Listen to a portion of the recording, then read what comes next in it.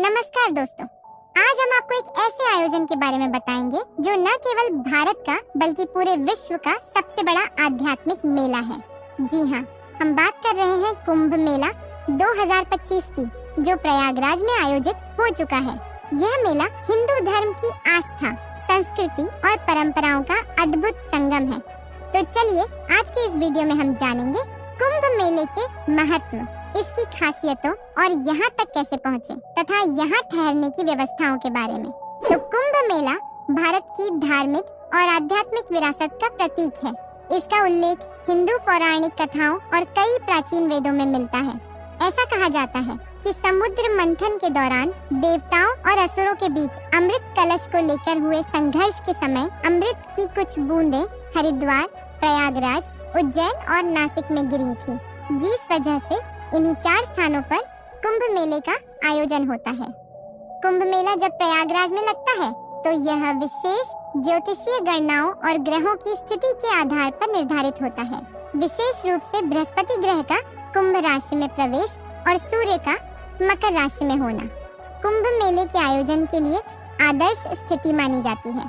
जब ये सारे ग्रह ब्रह्मांड के एक विशेष स्थिति में होते हैं तो यह समय संसार भर के श्रद्धालुओं के लिए सबसे उपयुक्त माना जाता है। जब यहाँ स्नान करने से मनुष्य के सारे पाप नष्ट होते हैं और मोक्ष की प्राप्ति होती है। प्रयागराज का संगम वो स्थान है जहाँ गंगा, यमुना और अदृश्य सरस्वती नदी एक जगह पर आकर मिलती है। उसी जगह को भारतीय संस्कृति में सबसे पवित्र स्थान माना गया है। यहाँ सिर्फ 3 नदियों का मिलन नहीं बल्कि आस्था, भक्ति और मोक्ष का द्वार है। इस बार के कुंभ मेला में पहले से कहीं अधिक नागा साधु अपनी पूरी शक्ति और आस्था के साथ जुटे हैं। उनके आने से मेला और भी आध्यात्मिक रूप से संपन्न हो जाता है। लाखों श्रद्धालु इन साधुओं के दर्शन करने के लिए दूर दूर से प्रयागराज पहुंचते हैं। नागा साधु न केवल अपने आचार व्यवहार से बल्कि अपने विशेष अंदाज और साधना के तरीके से भी लोगों को आकर्षित करते हैं। उनके लंबे बाल, सिर पर चंदन की लकीर और निर्वस्त्र जीवन शैली उन्हें अन्य साधुओं से अलग करती है। कुंभ मेला में नागा साधुओं का जुलूस बहुत ही भव्य और आकर्षक होता है, जिसमें वे गेरुआ वस्त्र पहनकर शंख और डमरू के साथ चलते हैं। उनका यह जुलूस धार्मिक अनुशासन, तप और साधना की गहरी पहचान है। कुंभ मेला के दौरान प्रयागराज शहर को एक विशाल धार्मिक नगर में बदल दिया जाता है। यहाँ विशेष रूप से संगम क्षेत्र को सजाया और विकसित किया जा रहा है ताकि श्रद्धालुओं को अधिक से अधिक सुविधाएं मिल सकें। कुंभ मेला में कई धार्मिक संस्थाएं और साधु मठ भंडारा आयोजित करते हैं। मतलब होता है कि यहाँ पर आने वाले सभी श्रद्धालुओं को मुफ्त में खाना खिलाया जाए तथा यह भोजन आम तौर पर साधारण लेकिन पौष्टिक से भरपूर होता है, जैसे दाल चावल, रोटी सब्जी और हलवा शामिल है। और आइए अब जरा जानते हैं कुंभ मेला 2025 की खासियत और एक ही टाइमिंग के बारे में। तो कुंभ मेला 2025 14 जनवरी से शुरू होकर 26 अप्रैल तक चलेगा। इस दौरान संगम पर पवित्र स्नान की विशेष तिथियां हैं। मकर संक्रांति, मौनी अमावस्या, बसंत पंचमी और महाशिवरात्रि जैसे पर्व कुंभ मेले के मुख्य आकर्षण हैं। यहाँ का वातावरण पूरी तरह आध्यात्मिक हो जाता है। श्रद्धालु पवित्र स्नान करते हैं। साधु संत अपने ज्ञान और प्रवचनों से लोगों को मार्गदर्शन देते हैं और अखाड़ों की शोभा यात्राएं मन मोह लेती हैं। कुंभ मेले का हर पल जीवन में आध्यात्मिक ऊर्जा भर देता है। कुंभ मेले में संगम पर उमड़ने वाली भीड़ सिर्फ स्नान के लिए नहीं आती बल्कि उस दिव्यता को अनुभव करने आती है जो यहाँ के वातावरण में बसती है। साधु संतों की उपस्थिति, अखाड़ों के जुलूस और भक्तों की आस्था इस आयोजन को भव्य और अद्वितीय बनाते हैं। संगम पर किया गया हर स्नान और हर प्रार्थना आपको न केवल आध्यात्मिक शांति देता है बल्कि देवलोक से आए देवताओं से साक्षात आपकी आत्मा का मिलन करवाते हैं। कुंभ मेला 2025 प्रयागराज में कैसे पहुँचे और यहाँ क्या व्यवस्था है, अब ये जान लेते हैं।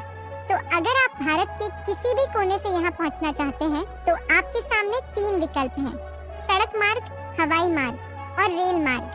सबसे पहले हवाई मार्ग को देखें तो अगर आप जल्दी से प्रयागराज पहुंचना चाहते हैं तो हवाई यात्रा सबसे सुविधाजनक तरीका होगा। प्रयागराज का बमरौली एयरपोर्ट शहर के केंद्र से लगभग 12 किलोमीटर दूर है और यहाँ से आप टैक्सी या ऑटो के जरिए संगम घाट तक आसानी से पहुँच सकते हैं। दिल्ली, मुंबई, कोलकाता और अन्य बड़े शहरों से प्रयागराज के लिए फ्लाइट्स उपलब्ध हैं। लेकिन ध्यान रखें कि कुंभ मेला के दौरान एयरपोर्ट पर भारी भीड़ हो सकती है, इसलिए फ्लाइट्स पहले से बुक कर लें तो अच्छा रहेगा। दूसरा जरिया है रेल मार्ग से यात्रा करना। तो रेल मार्ग से यात्रा करना भी एक बेहतरीन विकल्प है।